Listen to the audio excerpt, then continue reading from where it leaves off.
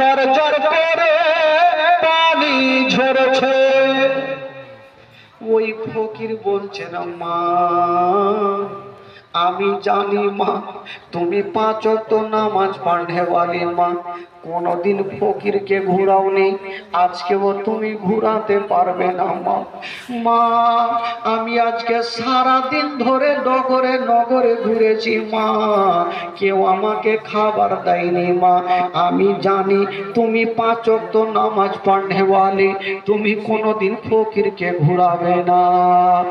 যেমন এই কথা বলতে নাই, ওই মেয়েটা চিন্তা করছেন আল্লাহ আমার বাড়িতে মাত্র 2টা রুটি ছাড়া কিছুই নাই, আমি যদি 2টা রুটি ফকিরকে দিয়ে দিই তবে আমার স্বামীকে খাবার কি দিব আল্লাহ, আমি ফকিরকে খাবার দিতে পারবো না।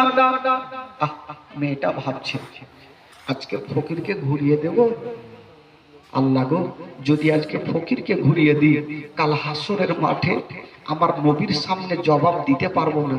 না আমার স্বামীকে আমি বুঝিয়ে নেব, আমার স্বামীকে সান্ত্বনা দিয়ে দেব, আমার স্বামীর পা ধরে আমি ক্ষমা চেয়ে নেব, কিন্তু ফকিরকে আমি ঘুরাতে পারবো না। হাই রে দরদিনী মা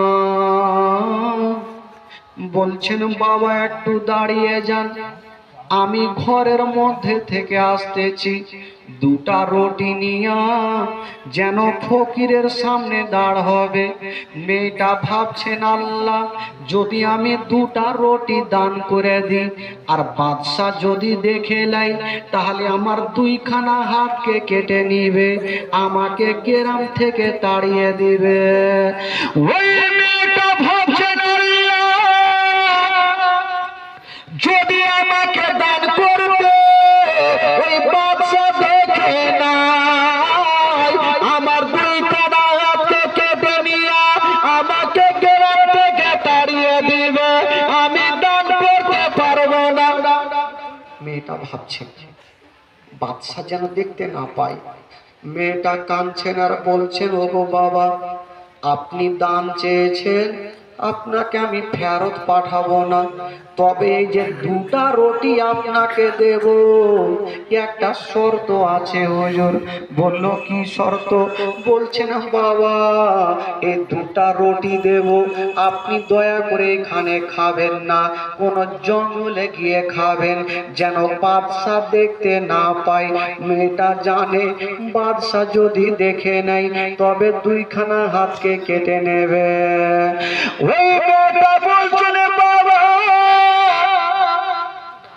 আপনাকে রুটি দেব তবে এখানে খেতে পাবে না, কোন জঙ্গলে গিয়ে খাবেন।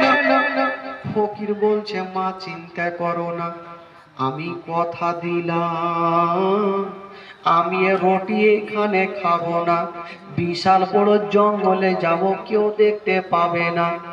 ওই মেয়েটা যেমনই 2টা রুটি দান করতে যাবে কথাই বলে বাবা যেখানে বাঘের ভয় হয় সেইখানে বাঘের সঙ্গে দেখা হয়। যেমনই 2টা রুটি দান করতে গেছে বাদশার একটা চেলা দেখে ফেললো, বাদশাকে খবর জানালো।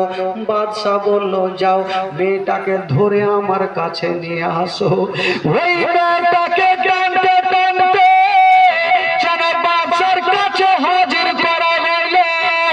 বাদশা বলল মেয়েরে আচ্ছা বলো তুমি কেন দান করেছো বলো।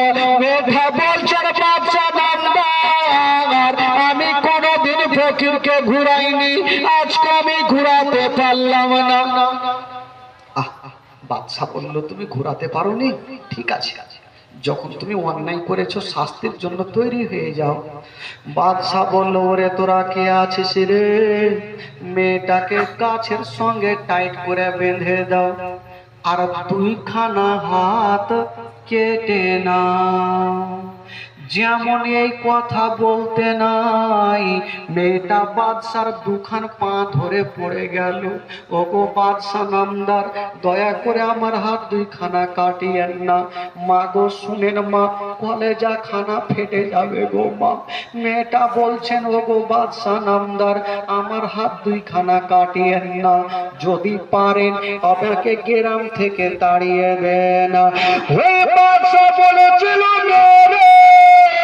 অন্যায় করেছ, শাস্তি তোমাকে নিতে হবে, এখনই তোমার দুই কদমকে কাটা হবে।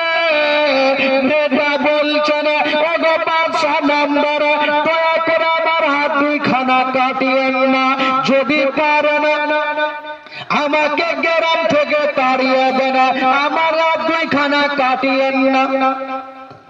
মেয়েটা কেন বাদশার পায়ে পড়েছি? মেয়েটা নিজের জীবনের ভিক্ষা চাই না। ওই মেয়েটার কোলে মাত্র একটা 3 মাসের দুধ খাওয়া বাচ্চা ছিল।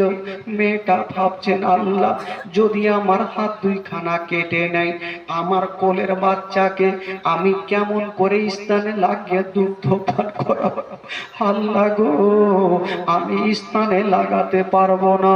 বাদশার পা ধরে বলছে হুজুর যদি পারেন আমাকে গ্রাম থেকে তাড়িয়ে দেন, আমার হাত দুইখানা কাটিয়েন না। বাদশা বলল না, অন্যায় করেছ, শাস্তি তোমাকে নিতে হবে। ওই গাছের সঙ্গে বেঁধে দিয়া যেন বাবা তার বাড়ি চালিয়ে দিল। এত জোরে তার বাড়ি চালিয়েছে গো, ওই মেয়েটার যেন হাতে পড়ে গেল। যেমনই হাতে পড়েছে দুইখানা হাত কেটে যেন জমিনে পড়ে গেল। একটু যদি হাত কাটে তবে কতটা রক্ত যায়। মেয়েটার দুইখানা হাত কেটে জমিনে পড়েছে, চরচর করে রক্ত ঝরছে, রক্ত থামে না, টস টস করে রক্ত যাচ্ছে গো। ওই দরদিনী মা কাঁদতে আরম্ভ করেছেন আল্লাহ আমার হাত দুইখানা কেটে নিয়েছে, আমার কোলের বাচ্চাকে স্থানে কেমন করে নেব, আমার বাচ্চাকে দুগ্ধ পান কেমন করে করাবো, আমার বাচ্চাকে কেমন করে স্থানে লাগাবো। ওই মেয়েটা বলছেন হুজুর গো এবার কি করা হবে? বাদশা বলল যাও এই কাটা হাত, দাঁড়া রাস্তা কথা বলে, কাটা হাতগুলাকে নিয়ে যাও আর একটা নদীতে ভাসিয়ে দাও। নদীতে ভাসানো হইল। এবার বাদশা বলল এক কাজ করো, মেয়েটাকে ধাক্কা দিয়ে তাড়িয়ে দাও। মেয়েটা বলছেন বাদশা নামদার, আপনি আমার হাত দুইখানা কেটেছেন হুজুর, আমাকে গ্রাম থেকে তাড়াবেন না, কারণ অন্য জায়গাতে আমার কেউ নাই, এখানে শ্বশুর বাড়ি মায়ের বাড়ি, আমি ভিক্ষা করে খাবো হুজুর, আমাকে তাড়াবেন না।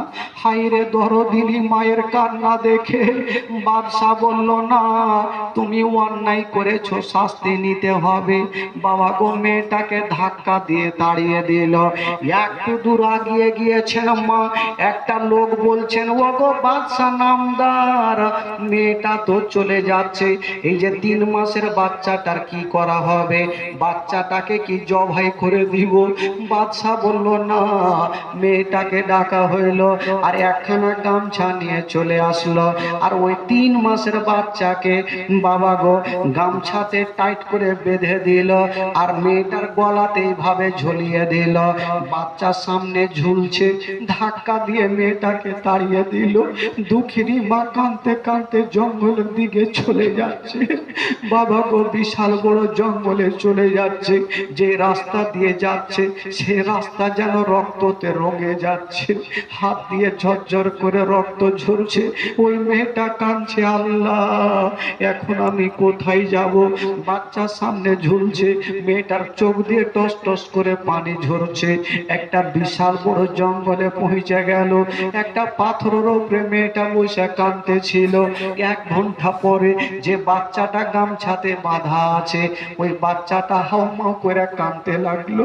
মেয়ের মা বহিনেরা জানে যখন কোনো বাচ্চা বাচ্চি কাঁদবে গো, সঙ্গে সঙ্গে স্থানে লাগাবে, দুগ্ধ পান করাবে। মেয়েটার হাত ছিল না, বাচ্চার সামনে ঝুলছে, কেমন করে দুগ্ধ পান করাবে, কেমন করে স্থানে লাগাবে? মেয়েটা কাঁদছে, আল্লাহ ও গো রাব্বুল আলামিন, আমার ছেলের কি আমি জীবনটা বাঁচাতে পারবো না? ওই মেয়েটা